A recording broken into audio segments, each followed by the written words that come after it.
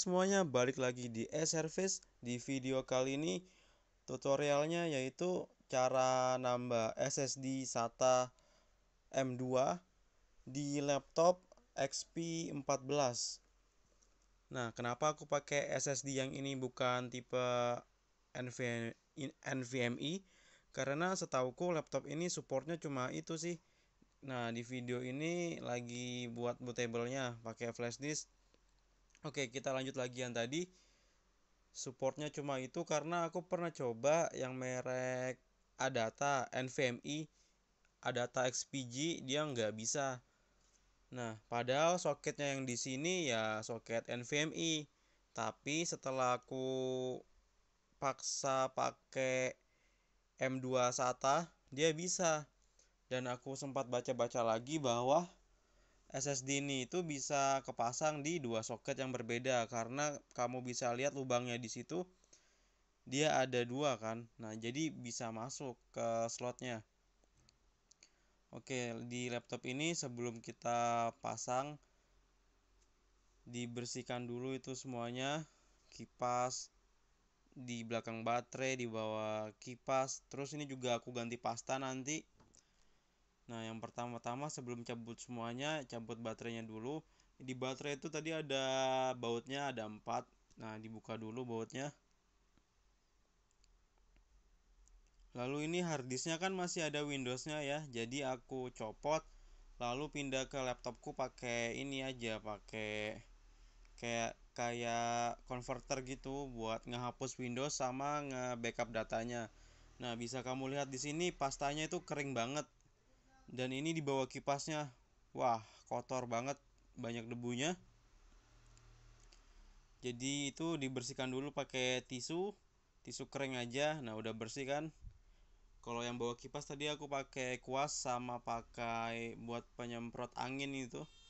Nah, ini pastanya aku pakai deep cool. Karena ini laptop yang kelasnya kelas medium ya. Jadi yang gak usah yang bagus-bagus juga pastanya. Tapi kalau mau bagus juga silakan. Cuma memang harga pastanya mahal. Ini aja deep cool 60.000 satu botol kecil kayak gitu. Dan yang lebih mahal lagi ada Kingpin KPX, ada Cool Master, ada Kryptonite itu 80 sampai 120.000 dia sekelingking. Nah, ini udah diganti pasta, udah dibersihkan semua, dipasang lagi heatsinknya.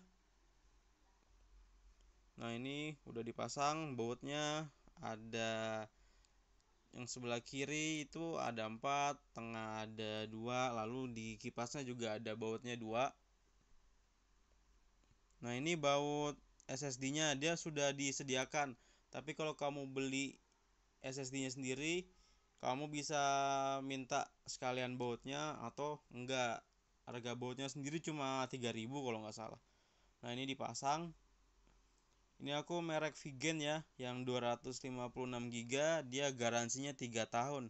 Kebetulan di kota saya sendiri kalau buat klaim garansi Vigen itu gampang banget karena dulu pernah nyoba buat klaim garansi Vigen sehari langsung jadi karena memang stoknya ada gitu. Oke, ini udah dipasang. Nah, tinggal naruh harddisknya aja karena masih proses. Nah, itu aku lagi backup data, cuma memang lama banget buat buka usernya karena mau backup yang di folder dokumen dan download. Jadi ya kalau udah dilepas harus lewat itu di drive C terus user. Nah, ini udah pasang baterai. RAM-nya dia ada 2 slot. Kebetulan di sini sudah diisi 1 keping, jadi masih bisa ditambah lagi DDR4 tipe RAM-nya. Oke, jadi ini udah ditutup tapi nggak usah dipasang. Nah, ini flash disknya sudah dipasang. Kita siap untuk proses install Windows-nya.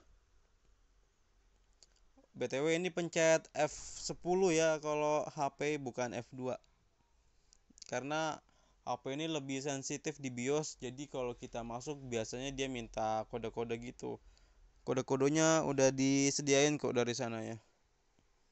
Nah, ini aku lagi proses scan SSD-nya apakah kedetek atau enggak. Tapi alhamdulillah kedetek, karena kalau nggak kedetek video ini nggak ada. Nah, ini udah, tungguin aja sampai selesai atau mau di skip juga nggak apa-apa. Nah, masuk ke BIOS. Itu atur dulu tanggalnya karena kan kita habis cabut baterai, cabut segala macam, jadi dia ke reset. Ini ya, XP laptop 14S CV0XXX. Nah, kita ke security dulu, samain aja kayak gini, lalu ke system configuration. Samain juga, pilih boot option. Secure bootnya di disable ya nanti. Nah, UEFI boot ordernya, nah ini buat naik turunin pilihannya, jadi tekan F6. Nah, pilih F6, lalu nanti legasinya di enable ya. Di video ini aku disable, tapi sekalinya harus di enable karena kalau disable nggak masuk. Nah, ini SSD-nya kedetek ya di BIOS VGen 256 GB. Nah, ini masukin itu kodenya 5949. Tiap laptop beda ya, tiap laptop XP beda. Itu kayak kode acak aja buat kita melanjutkan proses instalasi. Oke, ini udah masuk ke proses install Windows-nya. Seperti biasa di sini waktunya kita pilih Indonesia. Lalu keyboardnya itu pilih United States International. Lalu next.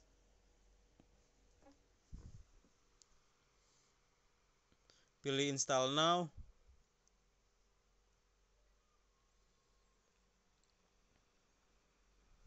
Tunggu aja itu setup starting.